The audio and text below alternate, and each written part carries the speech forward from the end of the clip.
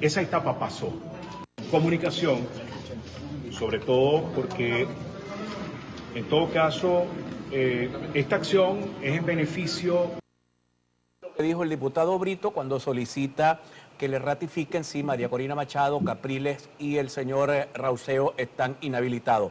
Vamos un momento, mis queridos amigos, a recibir a una persona, analista político, profesor universitario, desde el estado Apure. Me refiero a Wilson Gallardo, que es un analista político. Por ser de provincia, nos pasa que no conocemos a los valores que tenemos en el país que pueden darnos una visión sobre esto que está sucediendo, sobre todo a nivel, vamos a arrancar con el tema primaria. Wilson, ¿cómo estás? Buenas tardes.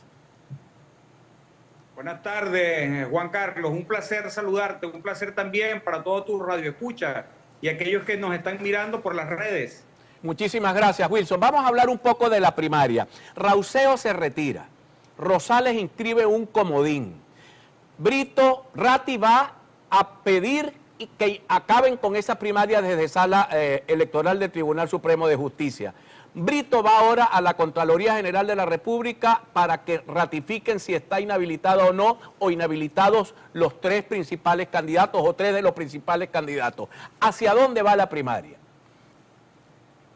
Mira, las primarias están rodando por un campo minado que lamentablemente la propia oposición se ha labrado. Y aquí tenemos que decirlo con mucha responsabilidad, aun cuando a algunos pueden no gustarle. El problema es que quienes intentan hacer un análisis político lo hacen así un poco edulcorado como para que le guste a la gente. Pero siento que en la medida en que podamos echar la mayor cantidad de luz posible sobre las cosas, se nos hace más fácil andar en el camino. Vamos a comenzar por el lado de Manuel Rosales. Yo de verdad no entiendo cuál es la laraca que se ha armado en relación con la jugada de Manuel Rosales. Me pareció que fue una jugada bien pensada. A lo mejor él cree que no está en las mejores condiciones para abordar unas elecciones primarias y luego, si las gana, unas elecciones presidenciales. Quizás él sacó la cuenta y dice que su partido no tiene la estructura necesaria como para garantizarle 700, 800, 900 mil votos, y prefiere entonces no postularse, pero sí quedar dentro de las primarias. Esa jugada me parece buena.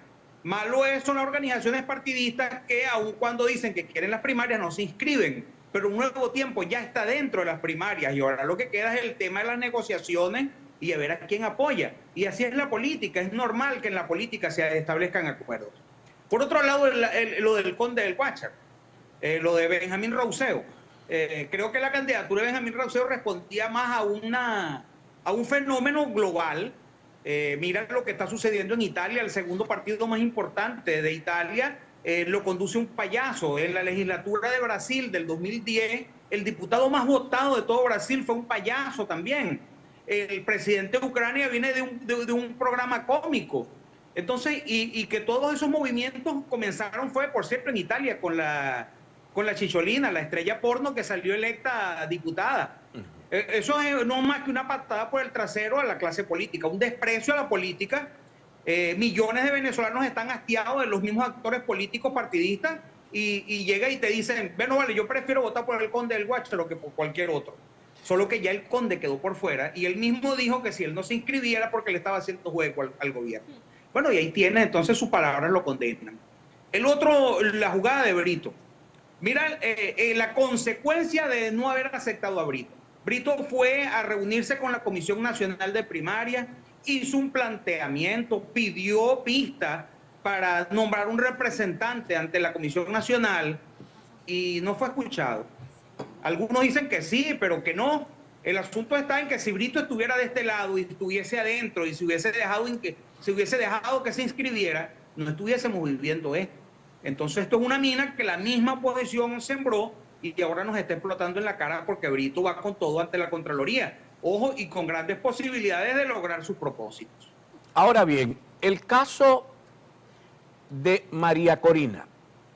María Corina está inhabilitada, por lo menos no es, perdón, corrijo, no está inhabilitada. María Corina fue inhabilitada por haber tomado la silla del embajador de Panamá en la OEA, pero la inhabilitaron por un año, pero todavía la Contraloría no ha remitido al Consejo Nacional Electoral una cosa que a mí me parece que es noticia en la legislación venezolana, lo que es noticia, lo que es conocido por todo el mundo,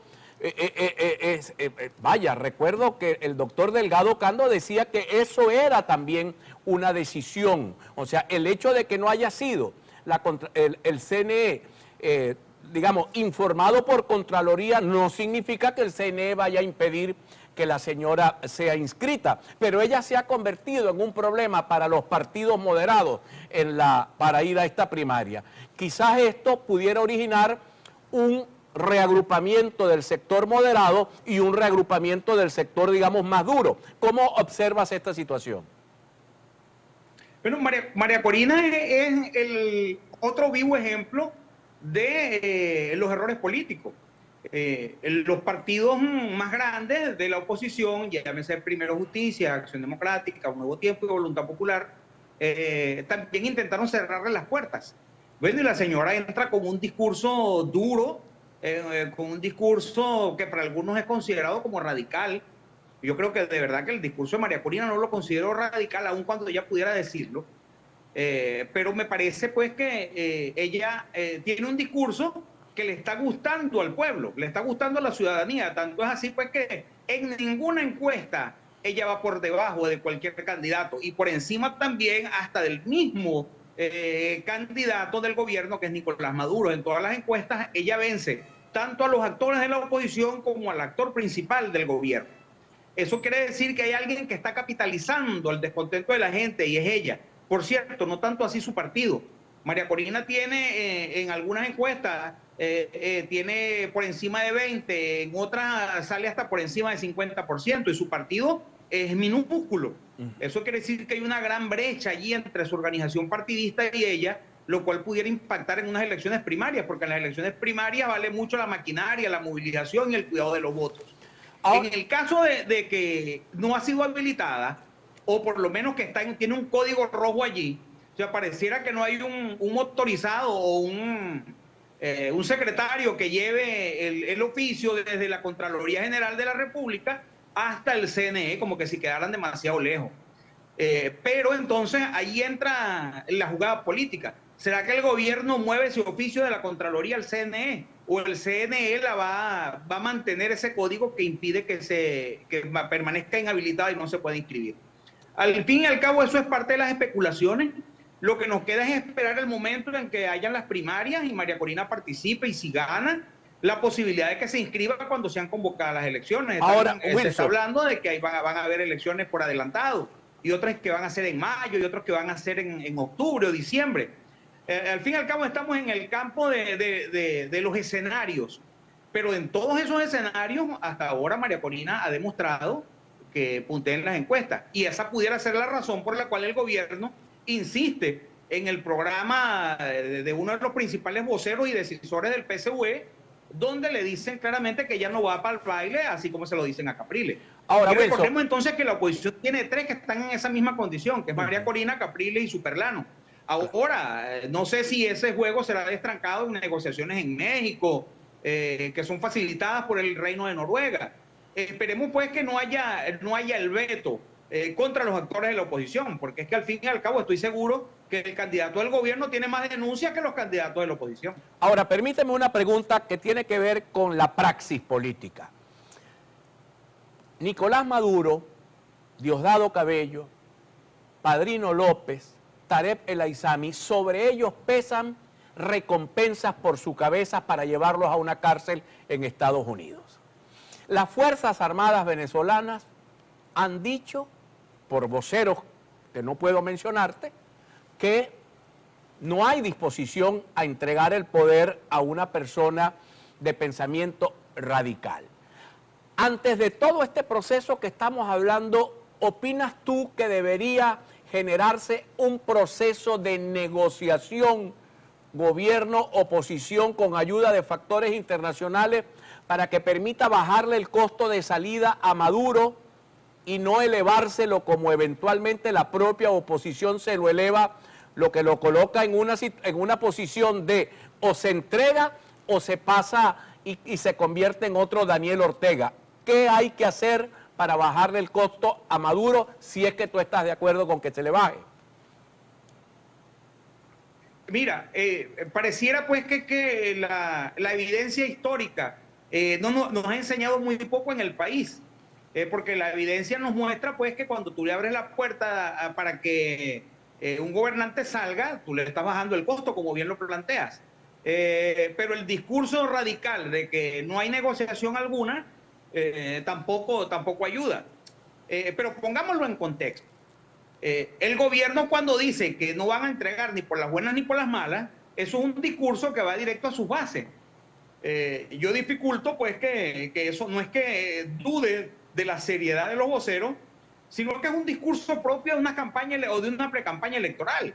Y lo vienen diciendo desde hace mucho tiempo. Solo que, bueno, no se les ha ganado, pero cuando se les ganó, hoy tranquilamente entregaron a la Asamblea Nacional. Solo que la oposición no hizo buen uso de la Asamblea y prefirió entrar en un conflicto donde terminó perdiendo todo.